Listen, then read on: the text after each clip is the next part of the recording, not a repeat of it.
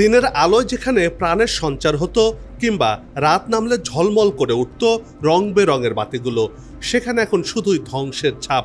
সুউচ্চ অট্টালিকাগুলো মাটিতে মিশে গেছে, চলাচলের বাহনগুলোর হাড় গোড় বের হয়ে গেছে, যা চলাচলের জন্য অকেজো।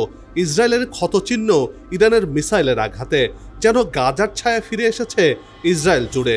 গাজাবাসীকে যে পরিণতির দিকে ঠেলে দিয়েছিল বেনিয়ামিন নেতানিয়াহু, ঠিক একই পরিণতি ভোগ করতে হচ্ছে ইহুদিবাদীদেরকেও। এ যেন সৃষ্টিকর্তার এক বিশেষ খেলা।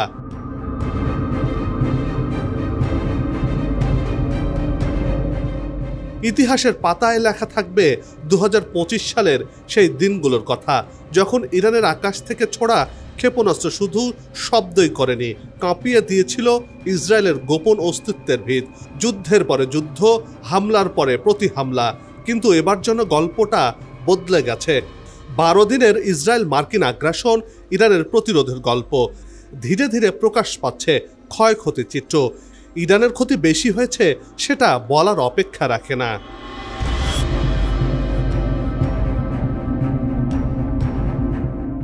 তবে ইসরায়েলকে ইরান যা দিয়েছে সেটাও কম নয়। ইসরায়েলের টেলিভিশন চ্যানেলগুলো যা স্বীকার করেছে তা তাদের ইতিহাসে একটি বড় ধাক্কা। এক প্রতিবেদনে তারা জানিয়েছে, সাম্প্রতিক সময়ে ইরান ইসরায়েল সংঘর্ষে ইরানি ক্ষেপণাস্ত্রগুলো এতটাই নিখুঁতভাবে আঘাত হানে যে ইসরায়েলের কয়েকটি কৌশলগত ঘাঁটি এবং গুরুত্বপূর্ণ গবেষণা প্রতিষ্ঠান কার্যত বিধ্বস্ত হয়ে পড়ে। এর মধ্যে রয়েছে বিশ্ববিখ্যাত ও অতি গোপনীয় ওয়াইজমাইন ইনস্টিটিউট। তবে কতটা ক্ষতি হয়েছে, কতজন হতাহত হয়েছে তা এখনো সরকারিভাবে প্রকাশ করা হয়নি। এক্ষেত্রে ইসরায়েল তথ্য গোপন করছে।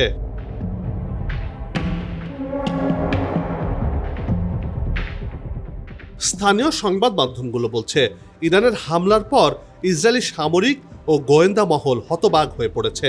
কেউ বিশ্বাসই করতে পারছে না যে ইরানি ক্ষেপণাস্ত্রগুলো এতটা নির্ভুলভাবে লক্ষ্য বস্তুতে আঘাত হানতে পারে এবং এত বড় মাত্রার ক্ষয়ক্ষতি ঘটাতে সক্ষম হবে। বিশ্লেষকরা বলছেন, ইসরায়েল হয়তো ইচ্ছাকৃতভাবেই পুরো ক্ষয়ক্ষতির চিত্র বিশ্ববাসীর সামনে আনতে দিচ্ছে না।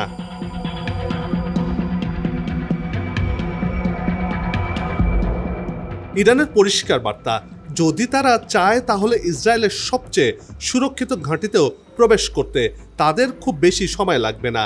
ইসরায়েলের সামরিক বাহিনীর ইতিহাসে এটি ছিল অন্যতম জটিল ও অস্বস্তিকর সময়। ইসরায়েলের প্রতিরক্ষা সংক্রান্ত নানা ইস্যু নিয়ে যারা কাজ করছেন তারা বলছেন, এ যুদ্ধ কেবল সামরিক নয়, মনস্তাত্ত্বিকও।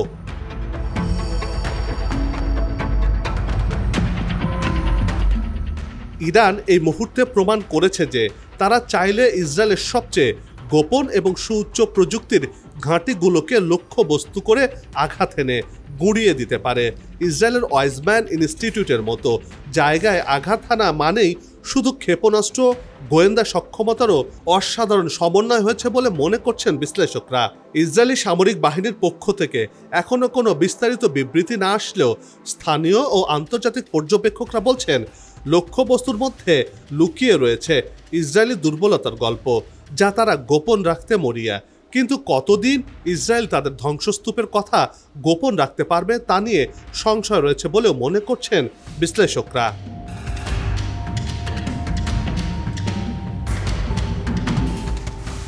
এমন পরিস্থিতির মধ্যেও থেমে নেই যুদ্ধবাজ ইসরায়েলের আগ্রাসন।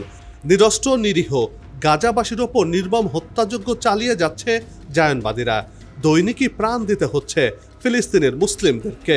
তারপরও চুপ বিশ্ব পরাক্রমশালী দেশগুলো, যেন নেতানিয়াহুর মানুষ নিধনের খেলার সাথে তারাও হাত মিলিয়ে আনন্দ উপভোগ করছে।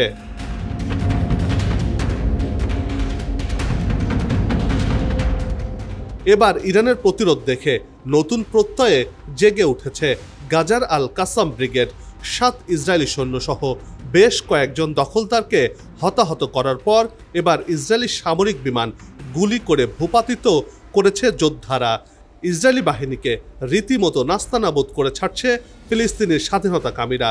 সেই ভিডিও প্রকাশ করে বহুদিন পর সবাইকে চমকে দিচ্ছে এই যোদ্ধারা। ভিডিওতে ধরা পড়েছে ইসরায়েলি বাহিনীর পিছু হটার চিত্র।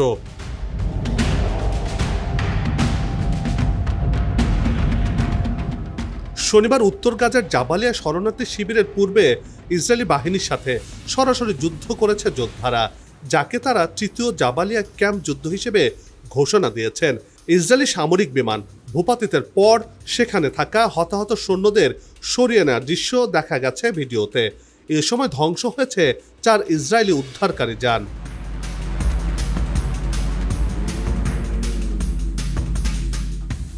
আল কাসাম ব্রিগেডের সাথে কাঁধে কাঁধ মিলিয়ে যুদ্ধ করছে আল কুদস ফোর্সও। তারা বলছে উত্তর খান ইউনুসের 5 নম্বর সড়কে থাকা একটি ইসরায়েলি সামরিক যানকে লক্ষ্য করে একটি শক্তিশালী বোমার বিস্ফোরণ ঘটিয়েছে। এমনকি গাজা উপত্যকার উত্তরে আল কুদস ব্রিগেড জানিয়েছে আল সুজাইয়া পাড়ার উপর গোয়েন্দা অভিযানের সময় একটি ইসরায়েলি ড্রোনের নিয়ন্ত্রণ নেয় তাদের যোদ্ধারা। পাশাপাশি সেই এলাকায় ইসরায়েলি সৈন্য এবং যানবাহনের সমাবেশে মর্টার গুলি চালিয়েছে প্রতিরোধ গোষ্ঠীরা।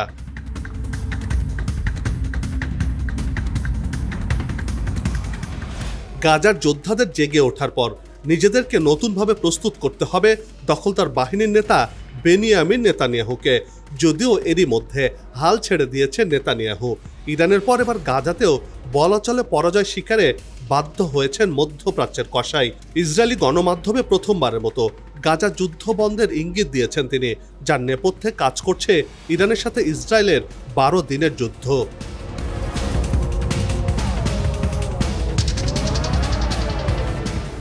এই যুদ্ধে ইসরায়েলের বহু স্থান ধ্বংসস্তূপে পরিণত হয়েছে। দেখা দিয়েছে অস্ত্র শস্ত্র আর গোলা বারুদের তীব্র সংকট। সেই সাথে আকাশ প্রতিরক্ষার ইনসেপ্টর মিসাইলের ভয়ানক ঘাটতিও তৈরি হয়েছে বলেও প্রকাশিত হয়েছে পশ্চিমা গণমাধ্যমগুলোতে। ইরানের সাথে যুদ্ধে ইসরায়েলের দিকে ধেয়ে আসা ইরানের মিসাইল থামাতে থার্ডের 15 থেকে 20% ইনসেপ্টর ব্যবহার করেছিল যুক্তরাষ্ট্র। ইরানের সাথে যুদ্ধে জড়িয়ে ইসরায়েলের ভেতর বাহির সবখানেই এখন তীব্র সংকট তৈরি হয়েছে। অর্থাৎ ইনসেপ্টরগুলো সংকট দেখা দিয়েছে ইসরায়েলে, আর তাদের কাছে প্রতিরক্ষা ব্যবস্থা খুব একটা বেশি সংরক্ষণ করা নেই।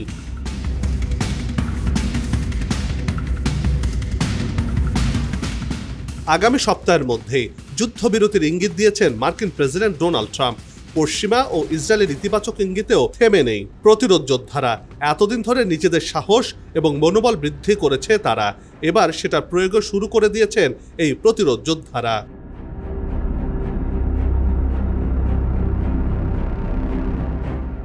ইরানের সাহসে বলিয়ান হয়ে এবার জেগে উঠেছে লেবাননের হিজবুল্লাহ প্রতিরোধ যোদ্ধারা। ইসরায়েলকে পরাজিত করার পুরো সক্ষমতা রয়েছে লেবাননের প্রতিরোধ যোদ্ধাদের। সংগঠনের মহাসচিব নাইম কাসেম পশ্চিমাদের আবারও স্পষ্ট করে দিয়েছেন যে হিজবুল্লাহ কখনোই আত্মসমর্পণ করবে না। ইরানের উদাহরণ টেনে তিনি বলছেন, ইসলামী প্রজাতন্ত্র ইরান বছরের পর বছর ধরে মার্কিন যুক্তরাষ্ট্র এবং ইহুদিবাদী ইসরায়েলের নেতৃত্বে বিশ্বের কর্তৃত্ববাদী শক্তির আগ্রাসন মোকাবেলায় কাজ করে আসছে।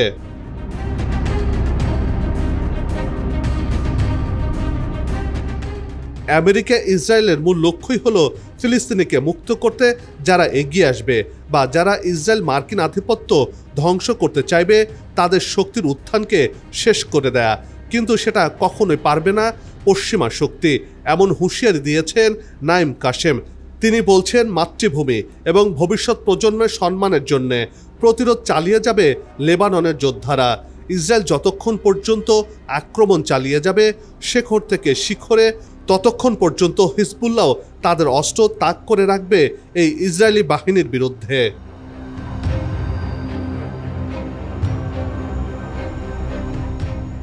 গত নভেম্বরে ইসরায়েল এবং লেবাননের মধ্যে যুদ্ধবিরতি হলেও প্রতিদিনই যুদ্ধবিরতি লঙ্ঘন করছে ইসরায়েল। এই যুদ্ধবিরতির মাধ্যমে কয়েক মাস ধরে চলা সংঘাত স্থিমিত হয়ে এসেছে, কিন্তু হিজবুল্লাহ বারবারই বলছে তারা কখনোই যুদ্ধবিরতি লঙ্ঘন করেনি। উল্টো ইসরায়েল 3000 বার লঙ্ঘন করেছে। যুদ্ধবিরতির মধ্যে চলা হামলায় লেবাননে নিহত হয়েছেন 2 শতাধিক মানুষ।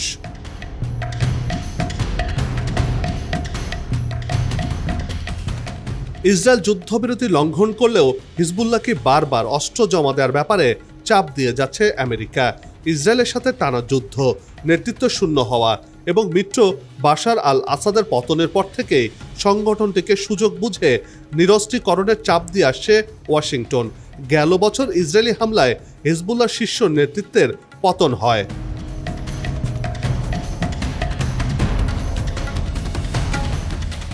হিজবুল্লাহ সাফ জানিয়ে দিয়েছে ইসরায়েলের আগ্রাসনের উপর নির্ভর করছে তাদের পরবর্তী সিদ্ধান্ত কি হবে, কেননা হিজবুল্লাহর কাছে চোখ কপালে তোলার মতো অস্ত্র ভাণ্ডার রয়েছে। অরাষ্ট্রীয় গোষ্ঠীগুলোর মধ্যে হিজবুল্লাহর কাছে সবচেয়ে বেশি অস্ত্র মজুদ রয়েছে। তাদের ভাণ্ডারে যেই অস্ত্র আছে তার সামান্য ব্যবহার হয়েছে ইসরায়েলের সাথে চলা যুদ্ধে।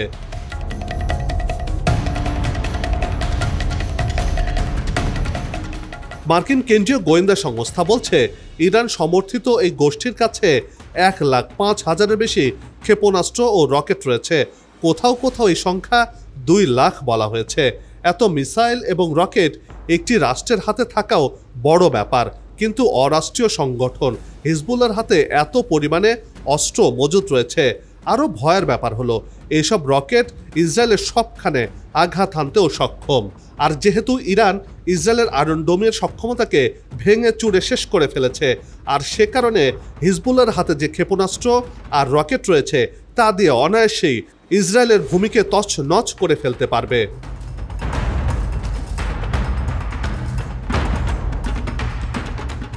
তাদের ড্রোন, ট্যাঙ্ক এবং জাহাজ বিধ্বংসী অস্ত্র রয়েছে, আর হিজবুল্লাহকে এসব অস্ত্র ইরান সরবরাহ করে বলে অভিযোগ রয়েছে। এই বাহিনীর কাছে অনেক অস্ত্র ইরান, রাশিয়া আর চীনা মডেলের তৈরি। শুধু তাই নয়, এই সংগঠনের 1 লাখের বেশি যোদ্ধা প্রস্তুত রয়েছে। এমন সামরিক শক্তি নিয়ে বসে আছে হিজবুল্লাহ। এখন তারা দেশের স্বার্থে গর্ত থেকে বের হয়ে রণহুঙ্কার ছাড়ছে। ইসরায়েল যদি বেশি বাড়াবাড়ি করে তাহলে নেতানিয়াহুর দেশকে দুনিয়া থেকে মুছে ফেলার হুমকিও দিয়েছে হিজবুল্লাহ বাহিনী।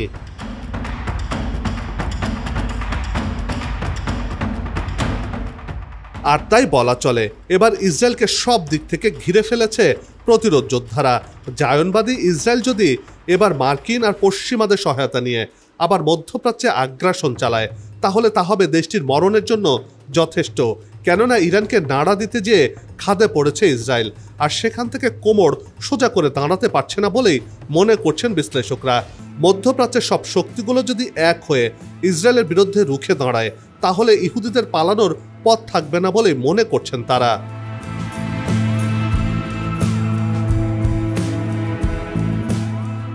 এখনকার মতো বিদায় নিচ্ছি। আগামীতে আবারও হাজির হব আন্তর্জাতিক অঙ্গনের নতুন কোনো খবর আর তার বিশ্লেষণ নিয়ে। ভালো থাকবেন, নিরাপদে থাকবেন আর আমাদের সাথেই থাকবেন। ধন্যবাদ।